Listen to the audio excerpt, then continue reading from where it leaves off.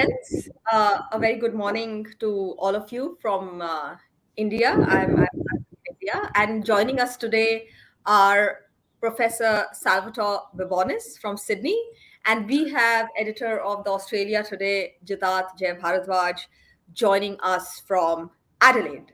So we are here today to first start discussing a very interesting interview that Professor Salvatore had with one of the news channels in India. So, good morning, Professor Salvatore.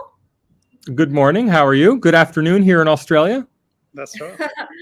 Yeah. So, let's begin with the interview you had with the Indian news website Newslaundry, and there were some issues around it. With them putting out these teasers, and then the interview came out later. So let's begin with that.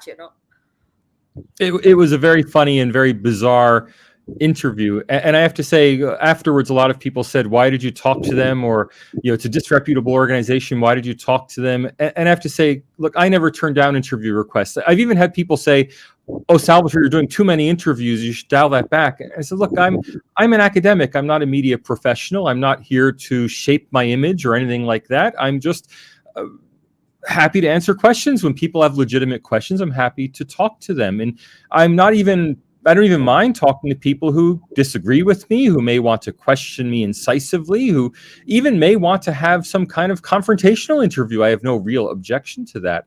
But what happened with Newslaundry was something very strange and very different. And I say strange, I keep using words like that because I've gone through their past interviews. While very political, and it's clear that Newslaundry has a very emphatic political line that it takes.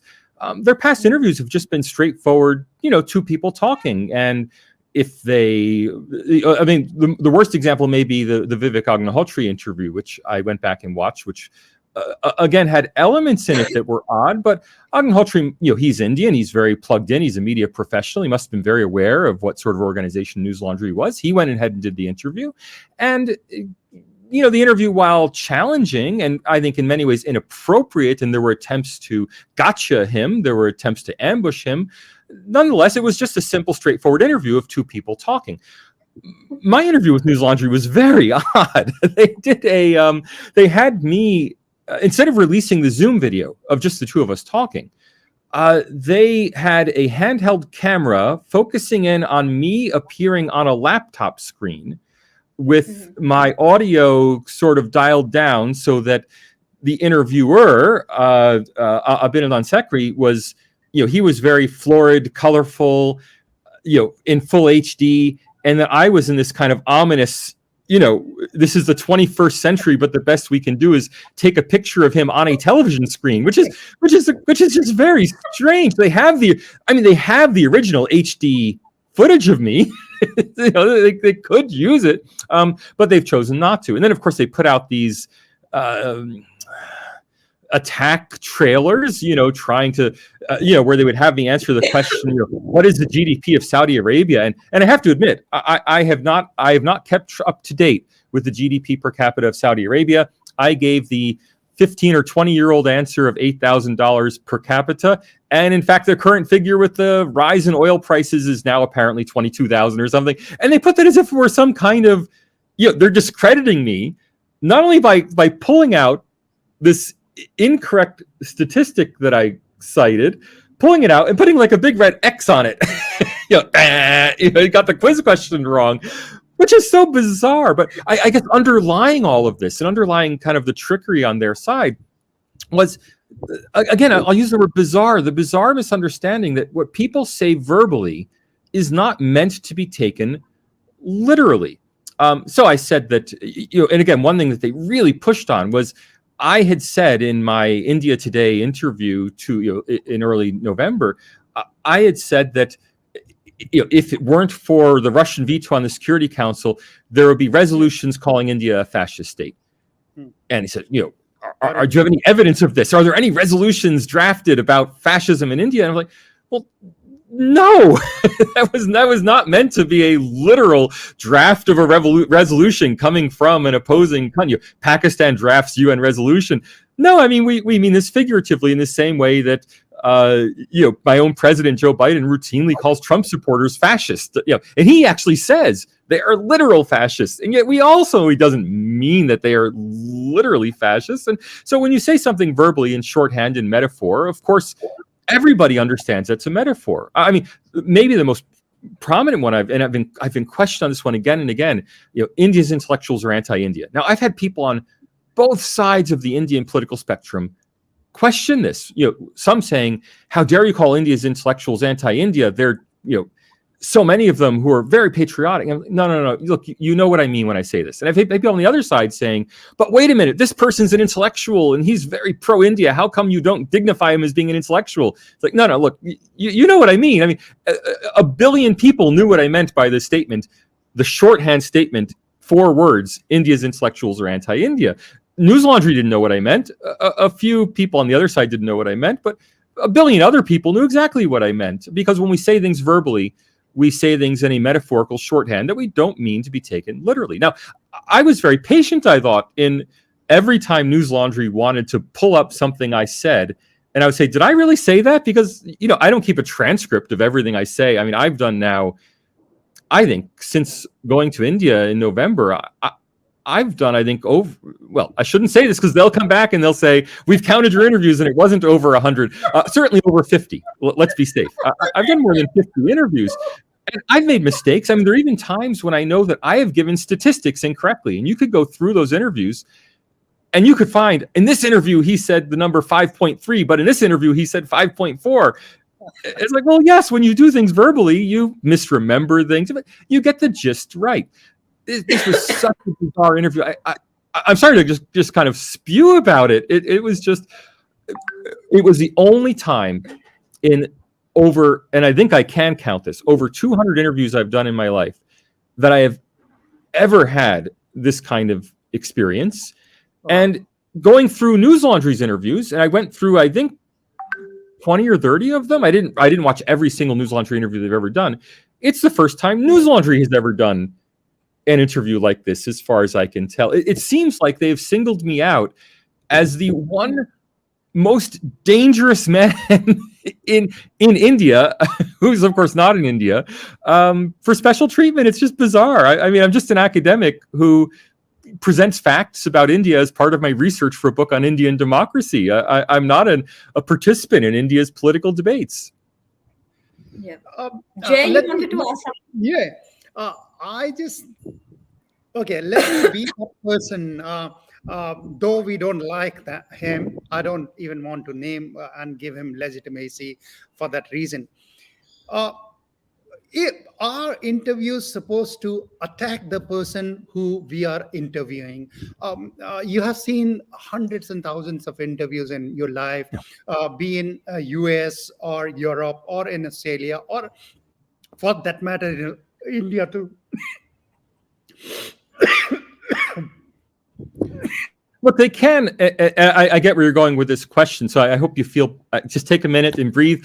Look, it's fine. I mean, I don't think it's the best way to interview, but it is a reputable way to interview. So, for example, Karan Thapar in the interview for The Wire, it's very clear when he has people on with whom he disagrees, he attacks them. He attacks them very aggressively. While with people with whom he agrees, he's very docile. Now, that's fine. I mean, I would very gladly go on Karan Thapar's interview. Now, I know he would attack me in the interview, but he would do so in a civil way. He would do so in a way that shows me with the same video quality and the same audio quality as he presents himself. So it's not the attack element that I particularly object to. It's the malicious attempt to skew an impression of somebody. That is, they didn't seem to just want people to hear what I had to say and disagree with me. That's fine. If they want people to, they didn't want to just poke holes in what I said.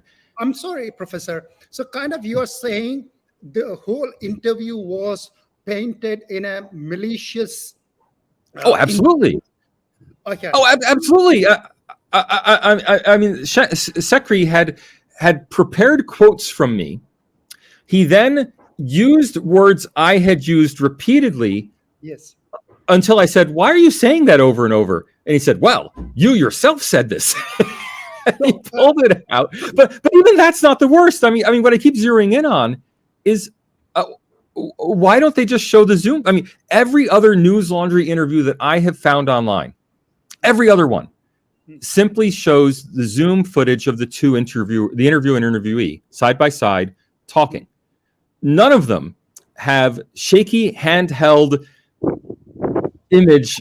I mean, it's almost the equivalent. I mean, they didn't go so far as to put ominous music behind me, but it's almost at that level of, it was just outright bizarre. And look, you can see I'm laughing. I mean, I think the whole experience was hilarious in a way. And if you actually were allowed to see the full interview without them cutting away from me, I mean, there's one point where I literally took a sticky pad, 3M, little notepad, did a little note saying, "Hi, Mom," and I put it up to the camera because I was just joking, like, this thing is so ridiculous, I'm just going to make jokes about it. Now they cut out my jokes. They should have left them up. It would have been.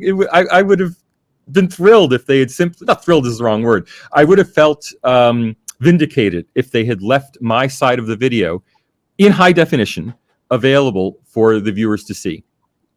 I kind of have watched every bit of it, and I made notes out of it.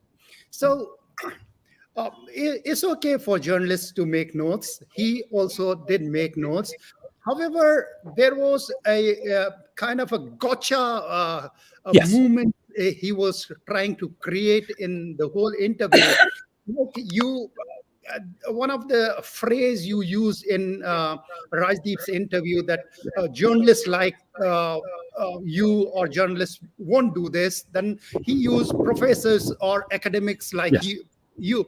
So it's kind of demeaning the person. It's not about the content which you are speaking. It's about the person they are trying to put down and show the viewers that XYZ person, in this case, Professor Salvatore Babones, is not worth what people are thinking. Is that the whole story around this interview was?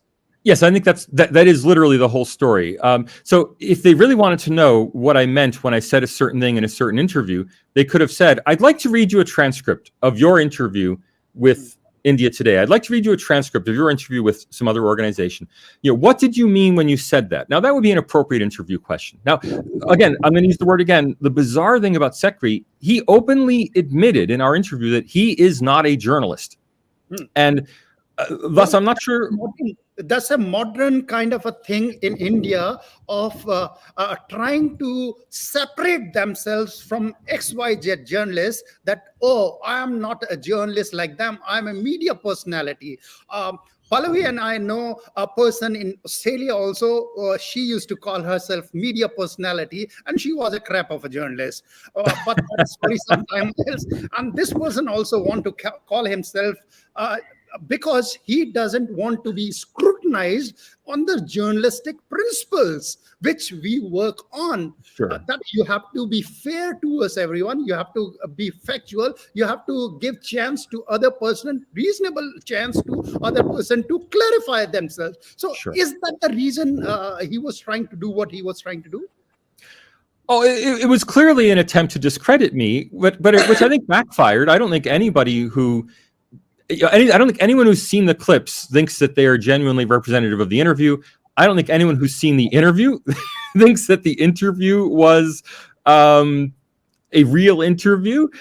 In fact, the top comments on the interview from their own subscribers, before I exposed the link and let others in to see the interview, the top comment was one of their own subscribers saying to Sekri that this just makes you look ridiculous. So, their own subscribers are aware and were liking that comment. That's how it became the top comment. It had something like 35 likes. So I don't know who it's meant to prove anything to. Look, they're welcome to it in a sense, I guess. I mean, legally, they have the right to the recording. Legally, I can't force them to release the actual recording. They can do what they want with it. Obviously, if I'd known who they were and what they planned, I would not have given them an hour and 17 minutes or whatever it was of content, but past is past. You make mistakes. And I've had a lot of people be upset with me. Why did you give an interview to this organization? And my answer is, I would give an interview to any reputable organization. And from their past content, I did not know that they were a disreputable organization. People say, oh, they're a leftist group. How could you give an interview to a leftist group? I'll gladly give an interview to a leftist group. I mean, I'll gladly give an interview to any reasonably reputable group who wants to talk to me. I don't think that's a problem. I don't want to talk. I mean, also the Australia Today's friends, I've published with the Australia Today. I'm very thrilled to talk to you, but I don't want to only talk to you. I mean, I keep mentioning Karan Thapar because he's someone who I personally watch. Rajdeep Sardesai, I would love to do another interview with Rajdeep Sardesai. What I thought was very telling was that Sekri thought that Rajdeep Sardesai was a right-wing government stooge. and India Today was a bought media outlet. And he said he used to work for India Today, and they're no kind of, they're not objective at all. And, Sekri's the objective one. And I thought, if India Today fired you, they probably had a good reason to fire you. I'd be happy to talk to all of these organizations. I have no objection to talking to anyone from any side of the political spectrum. I'm not on the political spectrum. And it's been very endearing that many BJP-friendly people, many Modi-friendly people have reached out to me, but I'm not a fan of Narendra Modi. I'm not a voter for the BJP. I'm not a member of the RSS. I'm very happy to talk to anyone. And as I keep emphasizing with my, con market gang joke, sociologically and in terms of my own personal views, I'm a paid in full member of the con market gang. I'm not on any. I mean, I am not an Indian right winger. I'm not even Hindu. There's no connection here. But it's just been bizarre. I'll use that word again, or words like that, to describe how Newslaundry wants to characterize me.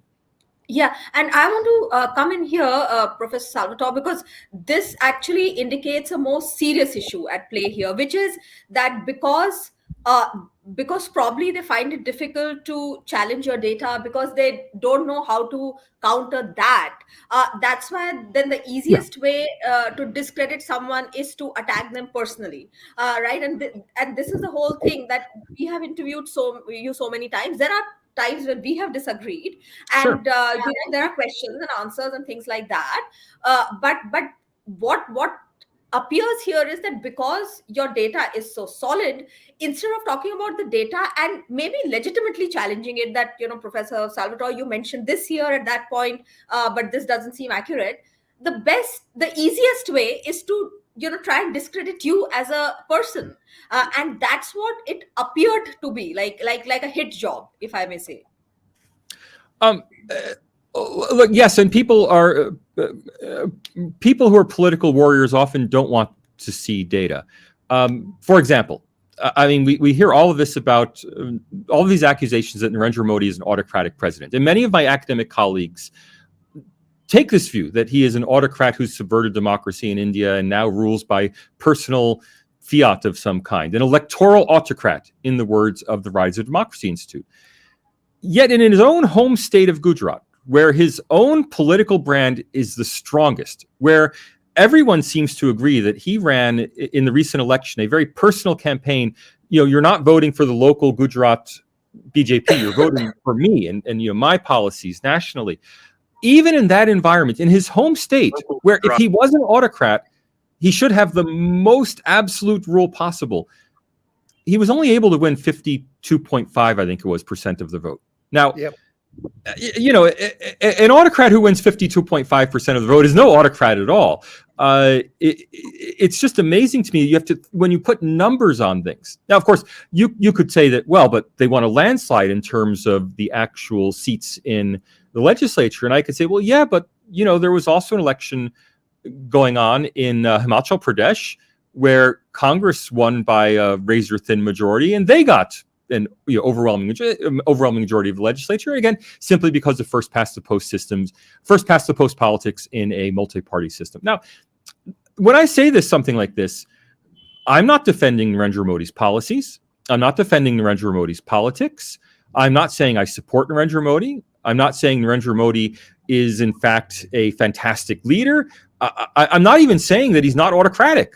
I mean, I don't think he is, but I'm not saying any of that. All I'm saying is, the data are pretty clear that it's a competitive election. End of message. I mean, the data are very clear it's a competitive election. Now, why people can't accept that, why academics and journalists can't accept that and say, yes, in fact, it's a highly competitive election. I may or may not like the BJP, I may or may not like the Congress Party, but the election was clearly very competitive. I don't know why people don't want to accept these simple facts. Or another thing, I'm working on a paper right now on religious liberty. The idea that according to Pew Research Center, India is the most hostile country in the world for social hostility to religion. Again, not government repression of religion, not hostility to Christian missionaries, not anti-Muslim politics, that India is the most hostile society in the world to religion. Like, all you can do is laugh, right? I mean, India is the most religiously pluralistic, welcoming country where people have such a plethora of religious belief in India, and they hold the religion, according to Pew's own data, more strongly than in almost any other country, while at the same time respecting other people's religions more strongly than just about any other country.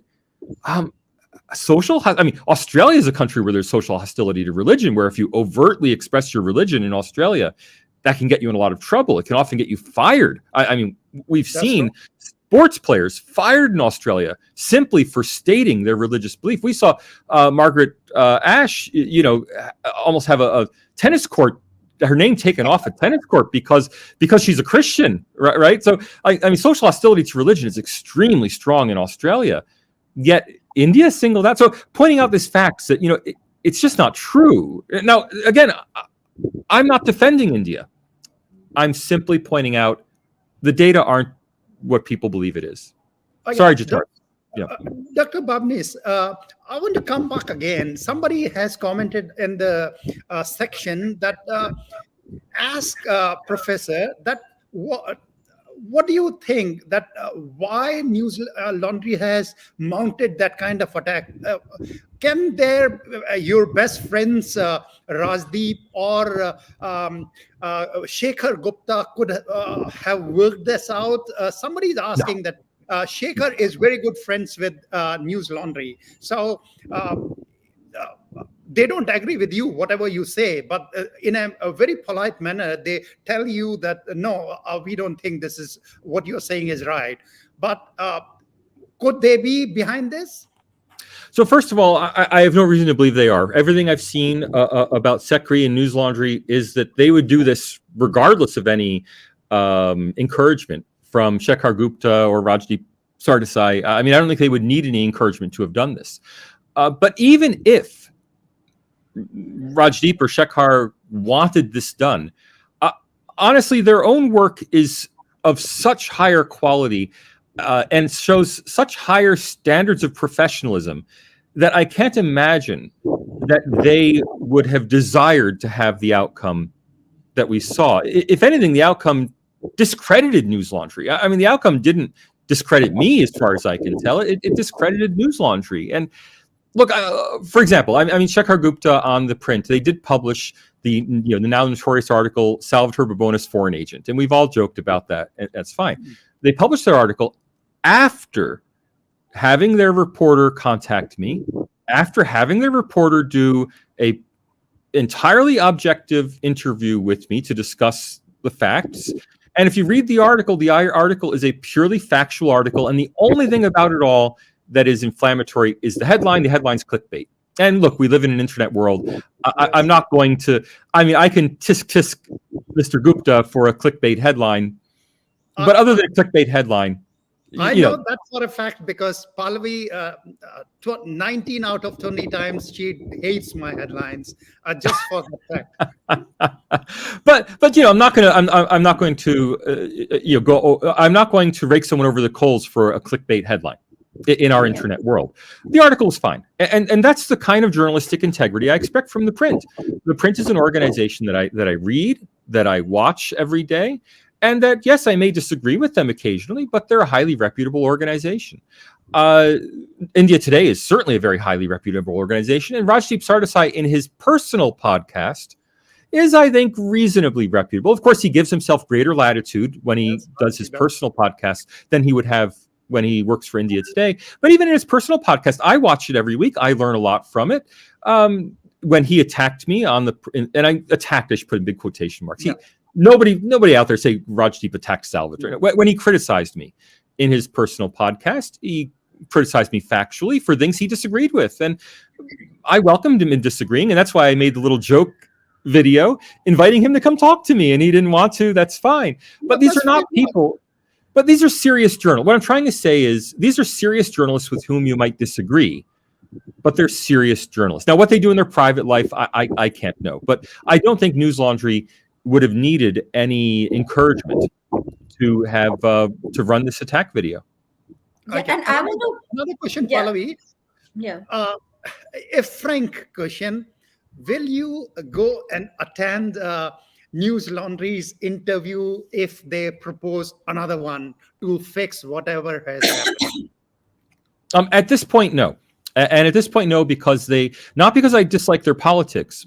I have no opinion on their politics. I want to be very clear about that. I have no opinion on Newslaundry's politics, but they have behaved in a disreputable manner. And I don't want to work with disreputable organizations. It's just that simple. I would have before we saw how all this transpired. At this point, I mean, look, they've been so disreputable. They have twice now copyright striked. So they're trying to get my Twitter.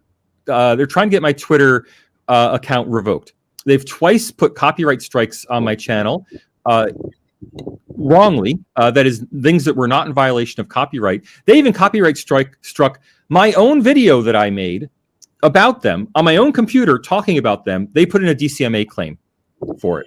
Now, that's a problem. I don't have lawyers. I don't have a direct line to Twitter to say, I mean, I do respond every time they've done this. I've responded to Twitter saying this is an inappropriate claim and here are the reasons why. But they're clearly trying to shut me down in some sense. And that's where I want to come in. Yeah. There are a number of people, including Newslaundry, who want to shut you down. Yeah. And the reason for that is your academic work. When you come out factually why and how certain reports and certain people talking about India are wrong, factually wrong, that's why they want to shut you down. Am I correct on that, Professor? So first, I want to be clear. And again, people might clip this and quote unquote use it against me. Do what you want with it. I have not yet published any, properly speaking, academic work about Indian democracy. I am working on a book on Indian democracy, and all of this media work I've done, and even the article that I published, these have been popular intellectual work. That is, I've done work as a public intellectual, not as an academic. And I stress that. I know people may feel there's no distinction between them. If you do work as an academic that goes through a peer review process and is published in an academic journal, and generally no one will ever read it. It goes on the record in an academic journal. What I've done is public sociology and public intellectual work. That is, I've been writing primarily for Quadrant Magazine, but also for other news sites and offering expert commentary and facts. Now, what I have been doing in this work on India has been highlighting facts. And the problem with that from a standpoint of a critic is that you can't really attack the facts. I mean, the one fact that I've said many times, I'm going to get it on paper this time because I've said it slightly wrong before. My favorite fact that's incorrect in all of the allegations about India.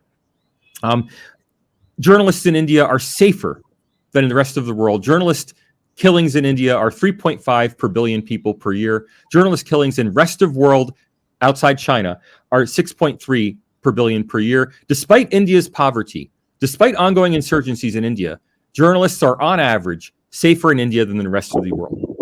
Now that's a fact. You can discredit me. You can put, like Bozo the Clown noses on me and, terrible clips of errors I've made and things I've said. None of that changes that fact. Right? People can still...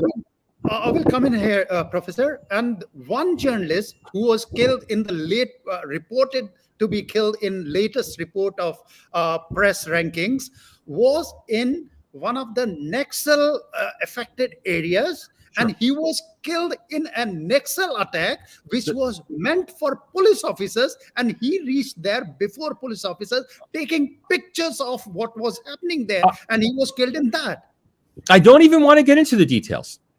Because once you start getting into the details, we can say, well, but this journalist in Ethiopia was actually killed by a murder. And this journalist here, let's not even delve into that.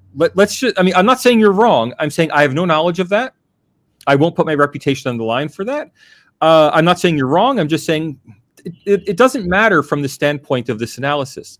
Because this analysis says that journalists are unsafe in India, yet the facts say journalists are safer in India than in the rest of the world. And again, I emphasize, despite the factors that would generally lead us to believe that journalists should be unsafe in India, poor country, ongoing insurgencies should make journalists unsafe. So these are facts. Now, people seem very threatened by these facts. The India's intellectual class likes the comfortable fact, comfortable for them. Journalists are under assault in Narendra Modi's India. That's for them a comfortable, what we call a reified fact, that it's a fact claim that has been elevated to the status of a fact when it's not actually a fact at all. It's simply a fact claim that is, when you drill down into it, false. Now, what I've done in my paper on Indian democracy rankings is expose these false fact claims. The fact claims are still false, regardless of my reputation. I mean, I could tomorrow be caught in some terrible scandal and be completely dismissed because of my scandalous behavior. It wouldn't change these facts, right? So attacking me is just attacking the messenger.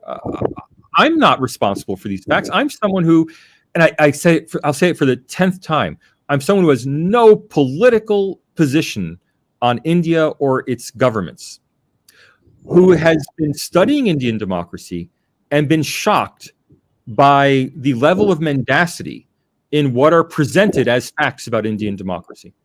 And I could give you dozens of, I won't say hundreds because that won't literally be true. I could give you dozens of them. I could go over and over these fact claims that are not only wrong, but the people presenting them either know they're wrong or should know that they're wrong. It's just bizarre to me. I mean, and we could go on and on. I mean, so the claim that Savarkar was that Veer Savarkar was sympathetic to the British and working with the British. Okay, this is a guy who did 11 years hard labor in the Andaman Islands for his terrorism against Britain. Now, I'm not a Savarkar fan. I condemn terrorism, and just as I condemn terrorism in Kashmir today, I condemn the terrorism. And again, those of you who think you're Salvatore fans, I'm right now telling you, I condemn the Indian nationalist terrorism that was orchestrated by Savarkar in the 1910s and 20s. I don't believe in terrorism. You can feel how you want about it. I condemn it. I don't believe in assassinating administrators. I don't believe in blowing up people, regardless of which side is right in these conflicts. My own personal belief. But when Christophe Jaffrelot writes an article, and someone who's a deep expert on India, writes an article in India Today trying to find ways that he can say that Savarkar was a pro-British collaborator, all I can do is say he's intentionally lying. I mean, he's not making a mistake. He's not. He seems to be so committed to his view of Indian politics. So Jaffrelot, unlike me, is someone who has a very strong identifiable position on Indian politics. He studied India and he has a position. He wants India to go to a certain direction. If I've been welcomed by people on one side more than the other in India, it's not because I have embraced that side. It's because the side that is welcoming me feels that the facts are on its side. And if they feel that way, they're welcome to retweet my tweets. They're welcome to like things. And if I say something factual that they don't like, they're welcome to argue with me and to condemn me and to say, Salvatore, how could you say that? You're a traitor to our cause. It's not my cause. It's your cause. You're the Indians. I'm just someone reporting facts as I see them. Yeah, and I would like to come in here that it is basically a very basic thing that, say, when you say that all rich countries are democracies, it is obviously understandable that by all you're giving a generalization. You're Yes. not literally meaning that every single rich country in the world is democratic. I mean, it's a average you're giving. It's a And I generalized would not statement. put it in writing that way. Yeah, How yeah, we sure. express ourselves in writing is different from how we express ourselves in an interview situation. So yeah, I said all rich countries are democracies. Oh, what about Qatar? It's like, Yeah. well, Qatar is not really a rich country. And if I were putting it in writing, I would specify all countries in which the general population has a very high level of economic productivity are and have the institutions to support that high level of productivity are democracies. Now, that's what a rich country. Now, if you say, well, Qatar's a rich country, it's not a democracy, I would say, well, you know what? What is a rich country? I mean, we use GDP per capita as a broad measure, but if you want to actually get into the academic discussion of this, if we want to be pedantic about it, well, Qatar is not a rich country. Qatar is a poor country that is sitting on a massive reservoir of natural gas. Saudi Arabia is a poor country that's sitting on a massive reservoir of oil. And as soon as that natural gas or oil runs out, they'll be poor countries again. Contrast that with, say, Norway. Norway is a rich country that's sitting on a massive reservoir of oil. But, it was rich before the oil. It'll be rich after the oil. It's taken the oil revenue and put it into a sovereign fund. It's still going to be a rich country. Right. So from a measurement standpoint, and I can point over there to my 4-volume set of books that I've edited on measurement theory. From a measurement standpoint, countries like Qatar and Saudi Arabia, in their what we call their latent variable of richness, that is not the manifest, what we see when we measure GDP per capita, but in the underlying actual substantive variable, that latent variable, no, they're not a rich country. Now, I could go through all that, but no one would want to listen to my interview. Probably people have just tuned off. We probably just lost viewers now because I'm going into too deep an explanation of what rich means. Yeah, all rich countries are democracy. Everyone knows what I mean. Critics know what I mean. People who agree with me know what I mean. Everyone knows what I mean. And it's purely opportunistic to say, aha, I can find a way that we could construe you to be wrong. Pallavi? Yeah, and that's what, when you're talking about some countries, that even when you gauge wealth or richness, I mean, per capita, GDP per capita is one measurement, but there's the HDI index, there's level of gender equality, secularism, and there are many other factors that go into it. But the moot point being that when one makes a statement like that, it's understandable for a common person that what you're trying to say is that, yeah, that mostly if you have wealth, if a country is rich, they're likely to be democracies. And as you have mentioned several times, that India seems to be an outlier given the extreme challenges that it faces. It's an extremely successful democracy, and as I have even mentioned before, that facts or data doesn't lie, and that's where the problem is. That if you can't catch Professor Salvatore on the data, try and discredit him. Well, that's what Newslaundry has attempted to do, and other people have done it on Twitter and tried to find inconsistencies. And look, even in my written work, the version of the India democracy paper that's circulating around because it's not firewalled actually has an error in it. It is the version that I submitted to Quadrant Magazine as my submission, and then they said, okay, we'll accept it. And then I sent them a revised version that had errors corrected in it. They accidentally published the original version without the errors corrected. Now, no one has yet caught the errors and sent them to me and say, you said this, it's wrong. I find that amusing because people will, and now I challenge you, go to it, find the errors. But the paywalled version is actually the corrected version. So everyone's citing the unpaywalled version. I thought about asking them to take it down. I decided, look, it's there. It's already out. It's fine. Look, errors happen, and I'm happy to own up to errors. It's not a problem. But I maintain, and I challenge anyone who's seen my Twitter feed, who's seen these, how many interviews have I done now in Indian democracy? 50, 60 interviews in Indian democracy. I challenge anyone to say that I have not been open to discussion. Of course I'm open to discussion. Again, I'm not an ideological warrior here. I'm just someone who's presenting information. Me too, and that's when we are mistaken from the as if we are activists. I'm not an activist. I'm a journalist. You know, a journalist is there to ask questions and present fact as they are. That Professor Salvatore is saying this. Let me bring you, Professor, towards a more open Indian democracy. We have talked about Modi and all those things. Uh, where do you see this democracy going after two election, like three, two, Himachal and Gujarat state election, and Delhi per se the municipal election? Three different parties have won the election. In Himachal, it's Congress. In Delhi, it's the Aam Aadmi Party, which is a new thing for last 10 years or so. In Gujarat, BJP overwhelmingly. How do you define Indian democracy seeing these results? And is there any space left for Congress Party, centralized Congress Party, though they are in state, they have won Himachal without Mr. Gandhi and his family, for that matter? First, certainly the Congress Party, and I say this as a friendly outside observer, it needs rejuvenation. I think that's obvious to anybody. It's obvious to India's political observer class. I've seen Karan Thapar say that. I've seen Shekhar Gupta say that. I've seen Rajiv Sardesai say that. I've seen everyone say that the party needs some kind of rejuvenation.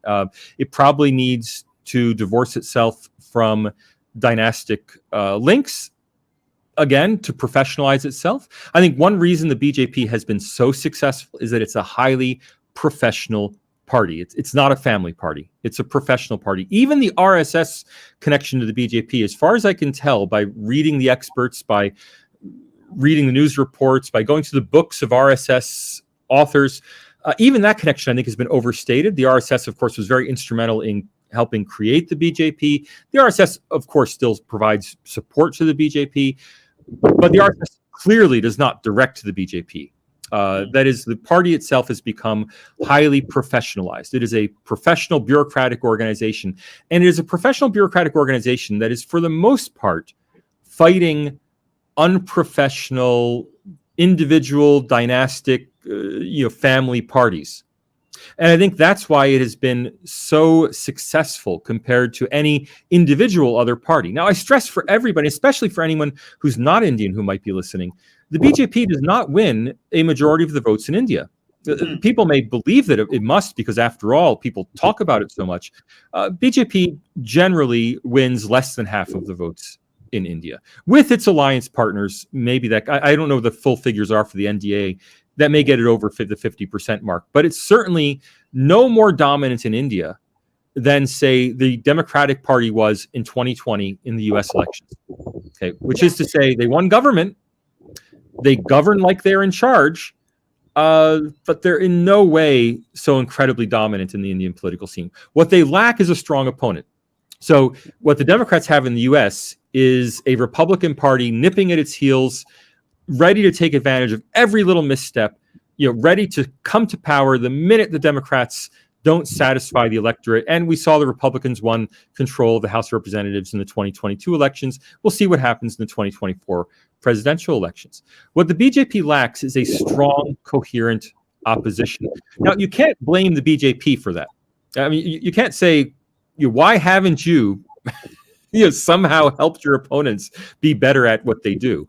The Congress Party is still clearly the best organized opposition party in India, or I should say best. I should say most broadly organized opposition party. But again, even as an outsider who's not a political specialist, it's clear that the Congress Party has been bleeding for decades, but especially in the last 10 years or so. So it's bleeding members, it's bleeding supporters. It needs a real rejuvenation. Whether Rahul Gandhi could do that, I don't know. I think it seems like the Yatra was an attempt to rejuvenate the party. I doubt that would be enough. I think the party needs rejuvenation in terms of its personnel. That is, either it needs a new leader, not just a new titular leader, but a new leader, someone who is the brand for the Congress Party, or Rahul Gandhi has to up his game. And that's why I made a bit of a joke video, but also a serious video. My advice for Rahul Gandhi, which was, have an issue. That's your issue. Not 117 issues on a party platform. An issue that you're going to make your issue. And that issue can't be, we hate Narendra Modi, because Narendra Modi has a 79% approval rating. You're not going to win on that issue. That issue can't be Hinduism, or opposing Hinduism or opposing Hindutva, because let's face it, India is what, I don't know the number, 90% Hindu. The issue should be something.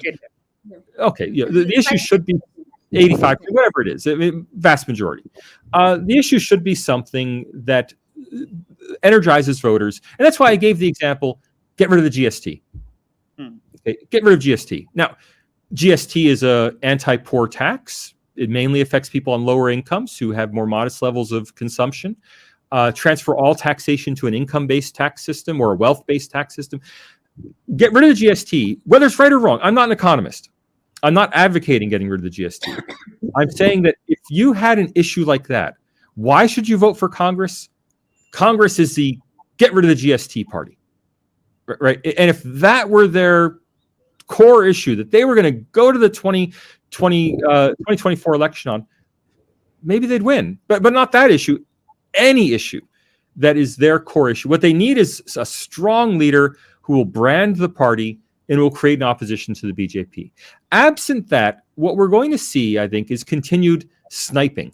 That is continued attacks that, well, India's not really a democracy. Why not? Well, because the person that Congress doesn't like is winning the election.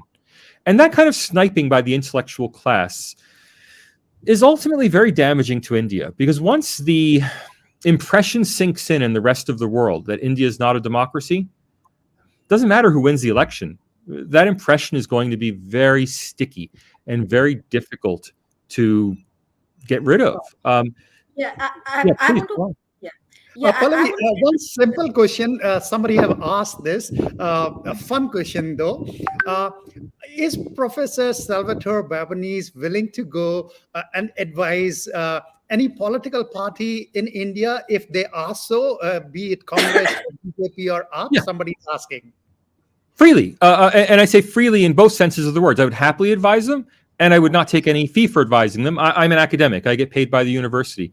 I'm happy to offer advice to anyone, and my advice would always be, I think, for the benefit, at least I hope, I would intend my advice to always be for the benefit of society. I'm happy. I think, look, in a democracy, we have to believe that our opponents, or at least 99.9% of our opponents, are good-natured people who want to do good for their country.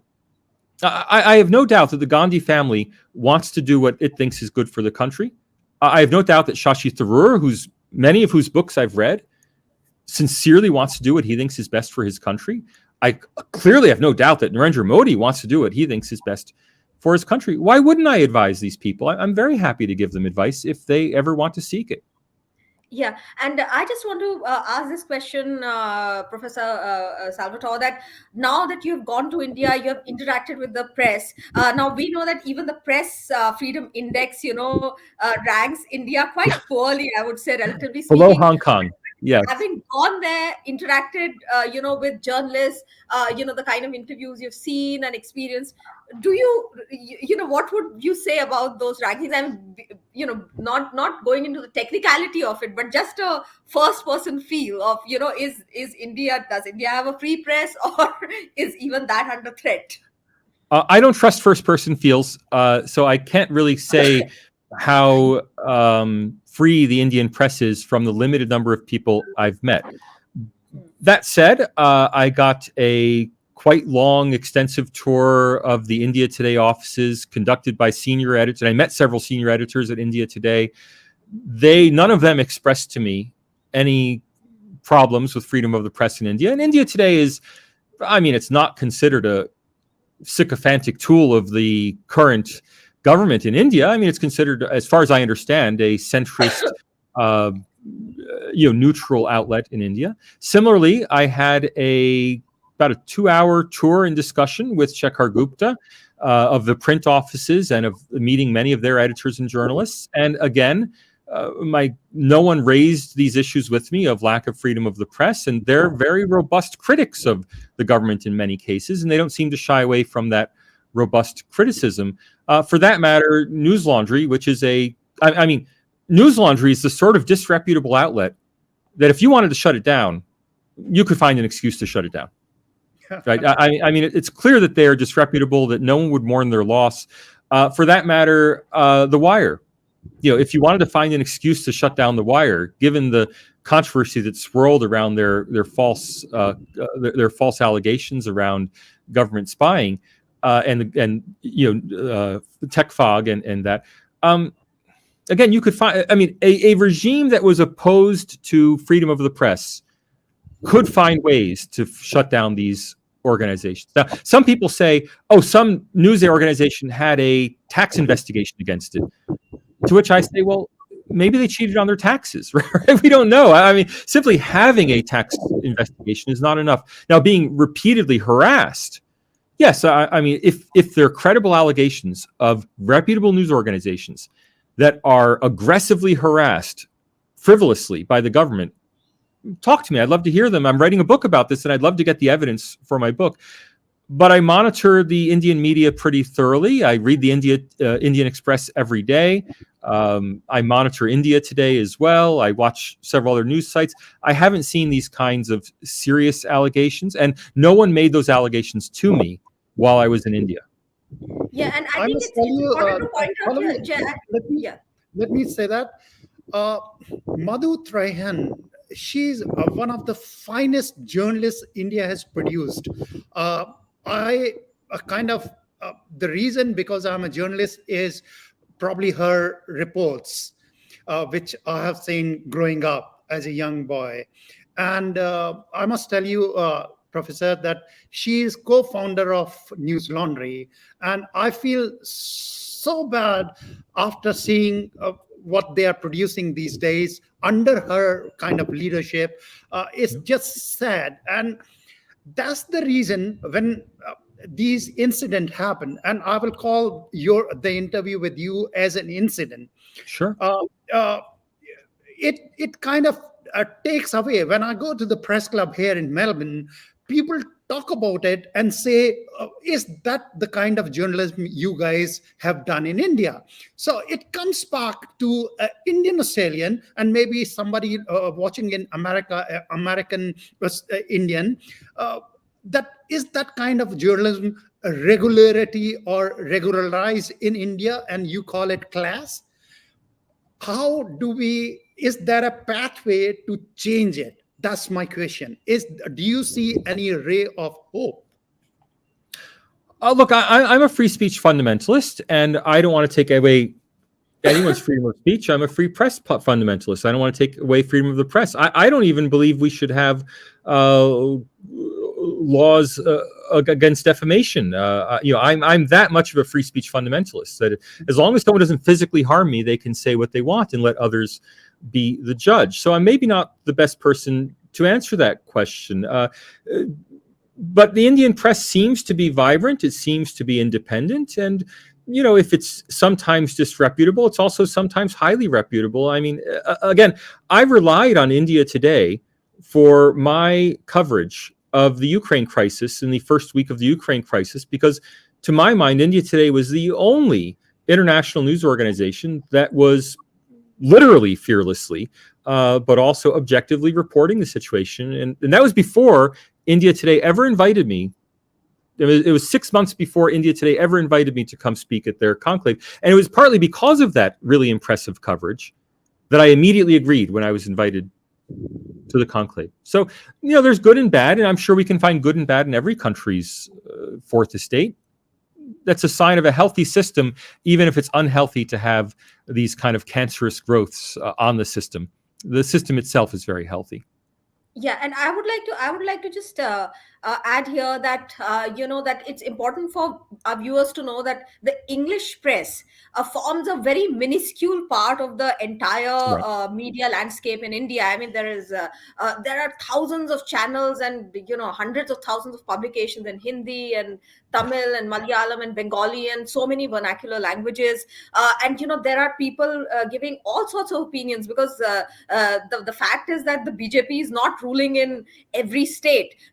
So even if one was to say, not believe, but say, listen to the other side, who may claim that there might be political interference, but at the state level there are different parties that are ruling. So you will find a Yeah. wide variety of opinions there, and anyone who objectively sees Indian media knows that it's more or less independent and objective, in terms of any parameter. But I think it's important for people to know that the English press or the English media forms a very minuscule portion of the media landscape. And I would again reiterate, as I've reiterated several times, and where I may disagree with you, Professor Salvatore, that I don't call these people intellectuals. I call them pseudo intellectuals, because any intellectual would debate on facts. The moment you get personal, the moment you try to circumvent things, not based on actual facts and data,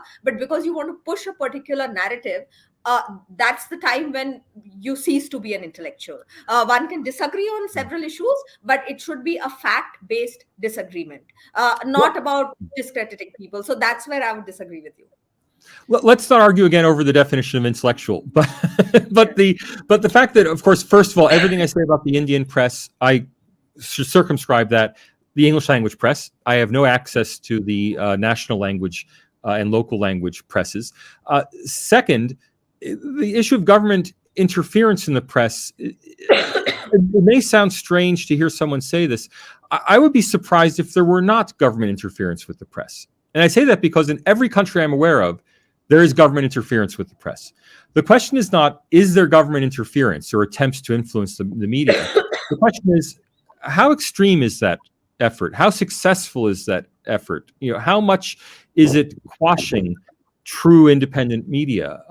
And on that metric, that's different from what journalists would come to me. I mean, journalists have come to me and said, Salvatore, how can you say India has a free press when this one incident happened? And I'll say, look, I learned nothing from that one incident except for the fact that India is a society like any other society. I mean, in the US right now, we're wrestling with the Twitter files and the revelations that the FBI was very actively trying to influence reporting in the lead up to the 2020 election. These are problems that every democracy deals with, every country with a free press deals with.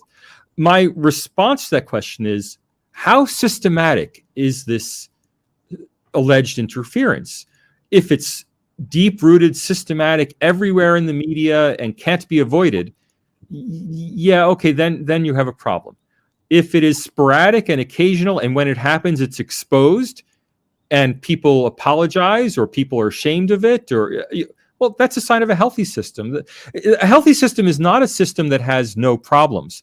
A healthy system is one that addresses its problems, fixes them, and emerges better for them. And on that count, I think, again, everything I've read or seen about India suggests that it has a very healthy, vibrant press scene.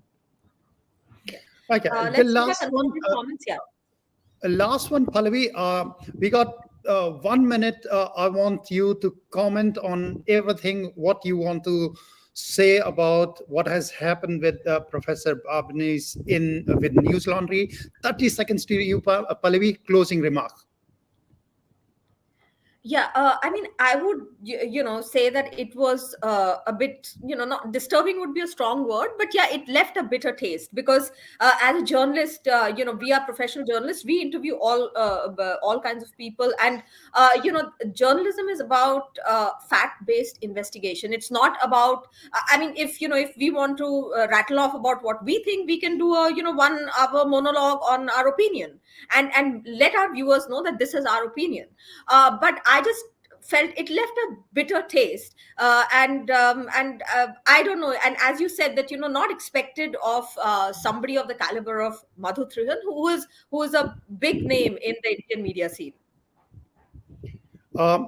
Professor, 45 seconds to you. I'll be more generous.